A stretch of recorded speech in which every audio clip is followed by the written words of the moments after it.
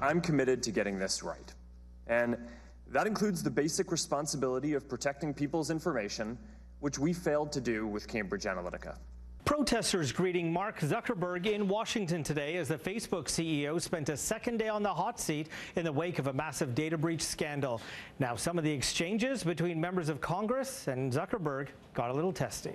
I'd like you to answer yes or no, if you could. Will you make the commitment to changing all the user default settings to minimize to the greatest extent possible the collection and use of users' data? I don't think that's hard for you to say yes to unless I'm missing something.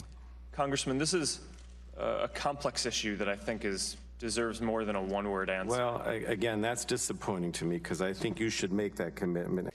Zuckerberg facing another round of tough questions, this time from the U.S. House Energy and Commerce Committee. The hearing comes after it was revealed Cambridge Analytica, a firm with ties to Donald Trump's presidential campaign, gained improper access to the data of up to 87 million Facebook users.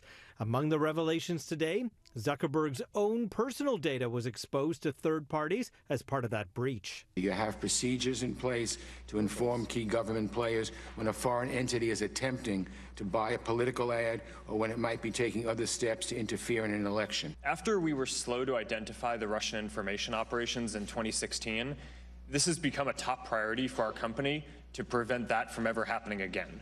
Facebook stock plummeted in the days leading up to Zuckerberg's appearance on Capitol Hill, but it appears the CEO's testimony over the past 2 days has reassured investors in a big way. Facebook stock up 4.5% yesterday and up another 0.75% today as Zuckerberg wrapped up that testimony. Mr. Zuckerberg himself doing very well financially here the last 24 hours. Since he began his testimony yesterday afternoon, he has made more than $3 billion in 24 hours, thanks to Facebook stock heading higher.